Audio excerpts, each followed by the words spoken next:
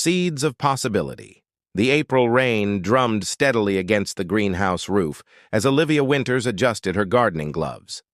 At 34, she found unexpected solace in the community garden project, a welcome distraction from the latest round of disappointing news from Dr. Patterson. The words still echoed in her mind. "I'm sorry, Ms. Winters, but there's been no change in your condition." Olivia pressed her palm against a terracotta pot, feeling the cool clay beneath her fingers. She'd always imagined tiny hands beside hers, planting seeds, watching life emerge from soil. Instead, she channeled her nurturing instincts into her work as a pediatric occupational therapist and these weekend volunteer projects. "Excuse me, are you Olivia? The coordinator said you're in charge of the sensory garden section." She turned to find a tall man with kind eyes and rain-speckled glasses standing in the doorway. His dark hair curled slightly at the temples, and he held a folder of what appeared to be drawings. "That's me," she smiled, wiping soil from her hands. "And you must be the landscape architect everyone's been talking about." "Nathan Reed," he confirmed with a warm smile. "I've brought some designs for the accessible pathways. The kids at the pediatric center will need smooth transitions between garden zones." As they huddled over the drawings, Olivia was struck by the thoughtfulness of his design. Textured walkways for children with visual impairments, raised beds accessible to wheelchairs, and plants selected for their sensory qualities. "This is remarkable," she said. "You've considered everything." "I try to," Nathan replied. "I spent some time in a children's home growing up. Places like this would have meant the world to us." Something in his voice, an understated understanding of childhood longing, resonated deeply with Olivia. The afternoon passed quickly as they planted lavender and lamb's ear, positioning fragrant herbs where little hands could easily reach them. Nathan worked methodically, his strong hands gentle with the delicate seedlings. "So you work with children too?" he asked as they took a break, sharing thermos coffee on a bench beneath the greenhouse eaves. "Pediatric occupational therapy," she nodded, "helping kids overcome physical and developmental challenges." "That explains why you're so good at this." He gestured to the child-friendly garden taking shape. "You understand what they need." Olivia smiled but felt the familiar pang. "I've always loved children. They see the world so differently." The rain eventually stopped, sunlight filtering through the misted glass and casting rainbow prisms across the newly planted beds. As they finished for the day, Nathan hesitated by the door. "There's a planning meeting for the butterfly garden next Saturday," he said. "Would you like to get coffee beforehand? I could use your insight on making it more therapeutic for the kids." Olivia found herself nodding before fully processing the invitation. "I'd like that," she said, surprising herself with how much she meant it. Walking to her car, Olivia felt something unfamiliar, a lightness she hadn't experienced in months. The doctor's words still lingered in her mind, but somehow they seemed to matter less. Today she had planted seeds that would grow, bloom, and bring joy to children who needed it. And perhaps, she thought as she glanced back at Nathan gathering his tools, she had planted something else as well. Something unexpected, but no less hopeful. Roots. Taking hold summer unfurled across Riverbrook with honeysuckle-scented evenings and skies that stayed light until nearly 9. Over the past 3 months, Olivia and Nathan had fallen into a comfortable rhythm.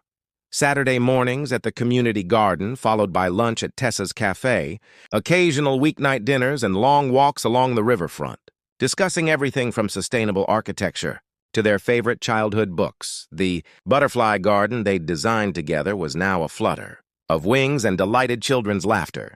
Olivia often found herself watching Nathan as he patiently guided small hands in planting milkweed or explained metamorphosis to wide-eyed kids.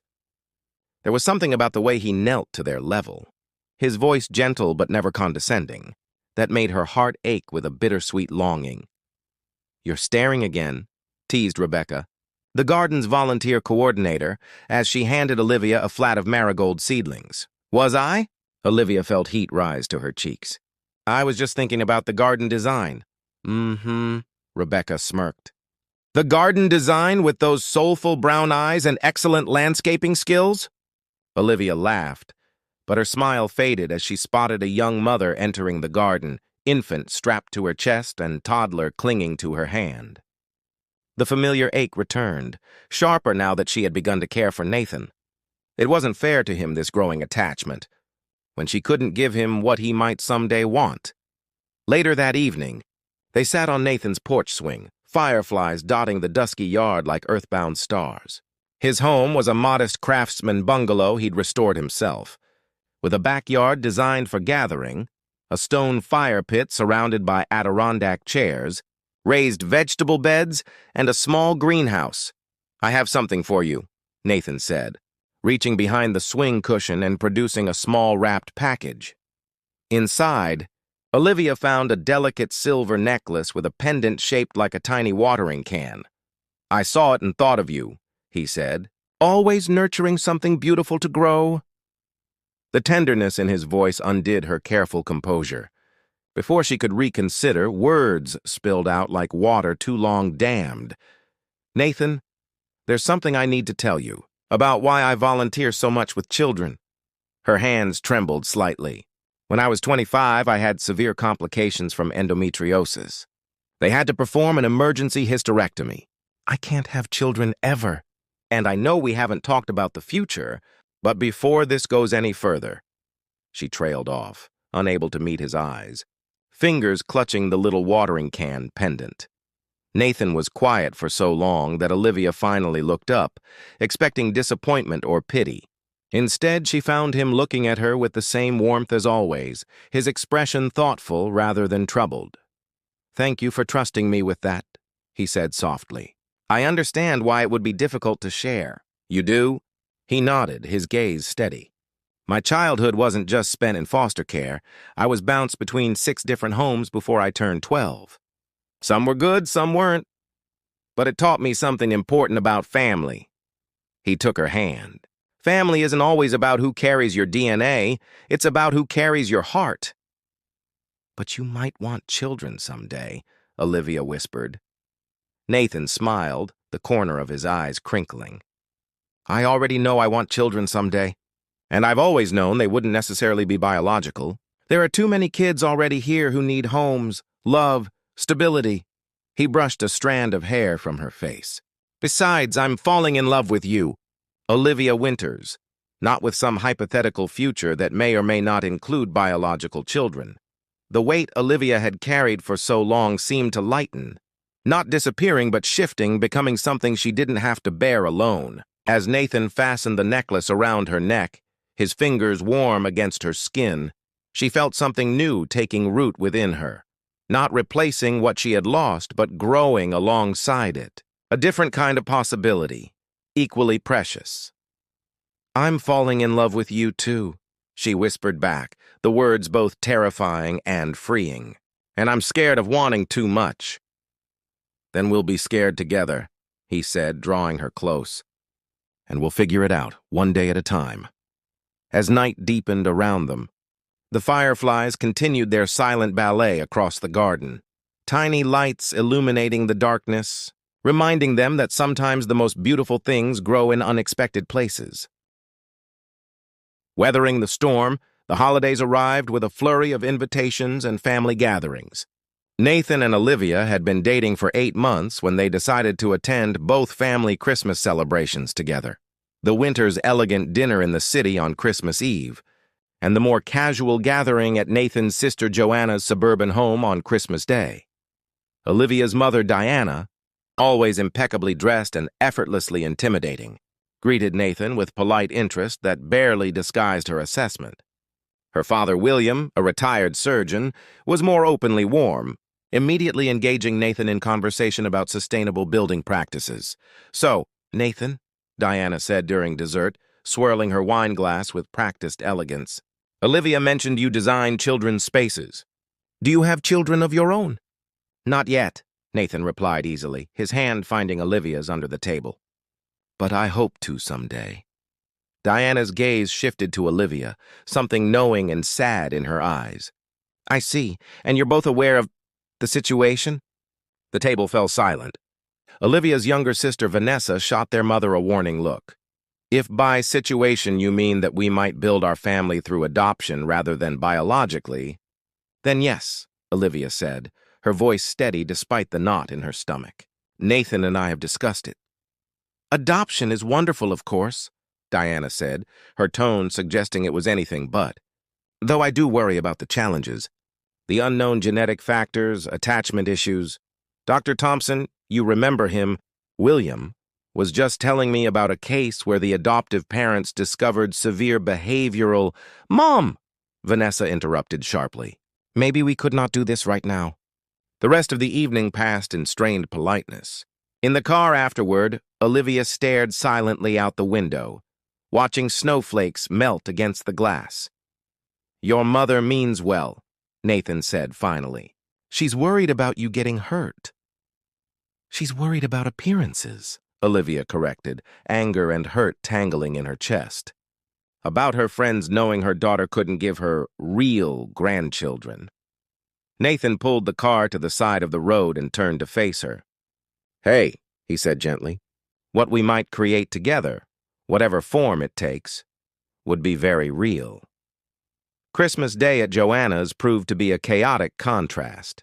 3 children under 10 racing through the house. A slightly burnt turkey and presents unwrapped with gleeful abandon. Joanna, heavily pregnant with her 4th child, welcomed Olivia with a warm hug. The day was going well until Joanna's husband, Marcus, cornered Nathan in the kitchen. Joe told me about Olivia's situation, he said, his voice lowered but still audible to Olivia in the adjoining dining room. That's rough, man. You sure you're okay with never having kids of your own? Being a father, there's nothing like seeing your own traits in your kid. Olivia froze, plates half cleared from the table, waiting for Nathan's response. They would be my own kids. Marcus, Nathan replied, his voice firm but not unkind. Being a father isn't about passing down your chin or your eye color. It's about showing up, loving consistently, building something together. There was a pause. You should understand that better than most, considering Ellie isn't biologically yours. Silence followed. Then Marcus's chastened, fair point. Later, driving home through swirling snow, Olivia finally voiced the fear that had been building. It's always going to be like this, isn't it? People questioning our choices, pitying us, pitying you for settling for less. Nathan pulled into their favorite lookout point above the town, the valley below sparkling with holiday lights.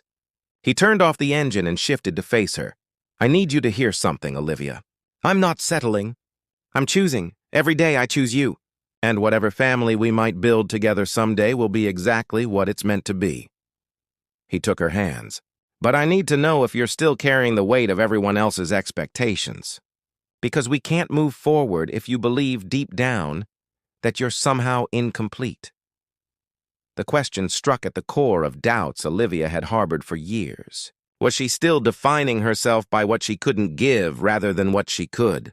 I don't feel incomplete when I'm with you, she said finally, the realization dawning as she spoke it. I feel possible. Like we could create something beautiful together, just not in the way I once imagined. Nathan smiled, brushing snowflakes from her hair. That's all I need to know. As they sat watching the town below, hands intertwined, Olivia realized they were weathering their first real storm together, not just external doubts, but the deeper currents of their own fears and expectations, and they were holding fast. New Blossom Spring brought renewal to more than just the community gardens. After serious discussions and countless hours of research, Olivia and Nathan began the certification process to become foster parents, with openness to adoption. The classes, home studies, and mountains of paperwork became their shared project, a labor of hope. You know this could take years, cautioned Denise, their caseworker, during one of her visits to inspect Nathan's now shared home. And the children who need placement most urgently often have significant trauma histories or special needs. We understand, Olivia replied, thinking of the children she worked with daily, many from foster care, many with challenges that their biological families had been unwilling or unable to manage. We're prepared for that possibility. Denise's expression softened as she observed the safety modifications already installed throughout the house, the carefully designed child's room with its soothing colors and adaptable furniture. "Actually," she said, closing her notebook, "there's a child I think you should meet. Her name is Jasmine. She's 8, currently in a temporary placement that ends next month. She's been in 4 homes in the last 2 years, not because of her behavior, but because of placement disruptions. She's artistic, bright, but guarded. Trust is difficult for her." She paused, seeming to weigh her next words. "She was born with a rare condition that affects her mobility. She uses forearm crutches and occasionally a wheelchair for longer distances. Some potential placements have been hesitant." Nathan and Olivia exchanged glances, a current of understanding passing between them. "When can we meet her?" Nathan asked. The introduction took place at a neutral location, a children's museum with an interactive art studio. Jasmine was small for her age, with deep brown eyes that seemed to take in everything and reveal nothing. Her dark hair was fashioned in intricate braids, and her t-shirt featured a detailed drawing of a dragon. "Did you draw that?" Olivia asked, pointing to the shirt. Jasmine nodded, her expression cautious. "It's amazing," Nathan said, kneeling to her level despite her caseworker's warning that Jasmine didn't like adults hovering over her. "I can never get scales right when I try to draw them." "You have to make them overlap the right way," Jasmine replied, her voice quiet but clear. "Like fish scales but pointier, the ice broken." They spent the afternoon exploring the museum's exhibits, Olivia noting how Jasmine maneuvered confidently with her crutches, and how Nathan instinctively found ways to include her without calling attention to accommodations. At the art studio, Jasmine hesitated before the blank paper. "What should I draw?" she asked, the question seeming to contain layers of meaning beyond the surface. "Whatever you see when you close your eyes and think of something that makes you happy," Olivia suggested. Jasmine worked silently for 20 minutes, her focus absolute. When she finished, she'd created an elaborate garden filled with fantastical plants and creatures, part real, part imagination. "It's beautiful," Nathan said. "Do all these plants and animals have names?" Jasmine nodded, then pointed to a peculiar tree with blue leaves. "This one's called a staying tree. When you plant it, it means you're staying in that place. They're really hard to grow." Her eyes flickered up to their faces, then back down. Most people can't grow them at all. The message wasn't subtle. Olivia felt her heart constrict with the weight of this child's disappointment in adults who hadn't stayed. "I bet they need a lot of patience," she said gently, "and the right kind of soil." "And people who don't give up when they're hard to grow," Nathan added. The visits continued over the next month. Trips to the botanical gardens, afternoons at the park, a day helping in the community butterfly garden. With each interaction, Jasmine revealed more of herself, her love of mythology, her collection of unusual rocks, her frustration with the educational assistant who talked to her like a baby because of her physical disability. "She's beginning to trust you," Denise told them after a particularly successful outing, which is remarkable given her history. "But I need to be clear, this will still be foster placement first, with potential for adoption only after at least 6 months." The day they brought Jasmine home, rain poured from leaden skies. Olivia worried it was a bad omen, but Nathan squeezed her hand and whispered, "Perfect weather for planting a staying tree, don't you think?" Inside, they showed Jasmine to her room decorated with constellation decals on the ceiling and bookshelves filled with mythology collections and art supplies. "This is all for me?" she asked, running her fingers along the adaptive desk that could be raised or lowered to accommodate her, whether standing or seated. "All for you," Nathan confirmed. "Though we might need your help choosing some more plants for that windowsill. I hear you have a good eye for special ones." That night, after Jasmine had finally fallen asleep, Olivia found Nathan standing in the hallway outside her room, listening to the soft sound of her breathing. "What are you thinking?" Olivia whispered, joining him. "That I'm terrified," he admitted. "That we might not be enough for her. That she's already lost so much." Olivia leaned against him, drawing strength even as she shared his fear. "I know, but maybe that's what makes us the right people to try. We understand that love doesn't guarantee anything. It's just the decision to keep showing up. Even when it's hard, they stood there together." listening to the rain and the soft breathing of the child who had already claimed a piece of their hearts, knowing that whatever grew from this moment would require tending, patience, and the courage to believe in things not yet fully seen. The garden in full bloom. 3 years passed in a kaleidoscope of ordinary moments that, strung together, created an extraordinary life. There were difficult days, Jasmine's nightmares and meltdowns when triggered by memories, the exhausting meetings with specialists and school administrators to ensure her needs were met, the painful visits with biological relatives that sometimes left her withdrawn for days. But there were beautiful days, too. The afternoon Jasmine first called Nathan Dad during a camping trip. The evening she asked Olivia to help rebraid her hair, the way moms do it, the day the adoption was. Finalized, and they planted a real Japanese maple in the backyard, their very own staying tree. Now 11, Jasmine had blossomed in ways that sometimes took Olivia's breath away. Her artwork won regional competitions. Her mobility had improved with consistent therapy, though she still needed her crutches, and most remarkably, her capacity for joy had expanded. She laughed more easily, trusted more readily, and had begun to believe in her own permanence within their family. The community garden where Olivia and Nathan had met was hosting its 10th anniversary celebration, and Jasmine had been commissioned to create a mural for the central pavilion, a significant honor that had her alternating between excitement and anxiety for weeks. What if everyone hates it? She fretted the morning of the unveiling, her fingers stained with paint despite the smock she wore. Not possible, Nathan assured her, helping her gather her supplies. But even if someone did, would that change how you feel about creating it? Jasmine considered this, her brow furrowed in that thoughtful way that reminded Olivia so much of Nathan, though they shared no biological connection. No, she decided. I still loved making it. That's what matters most, Olivia said, handing Jasmine her favorite brush. Creating something true to yourself.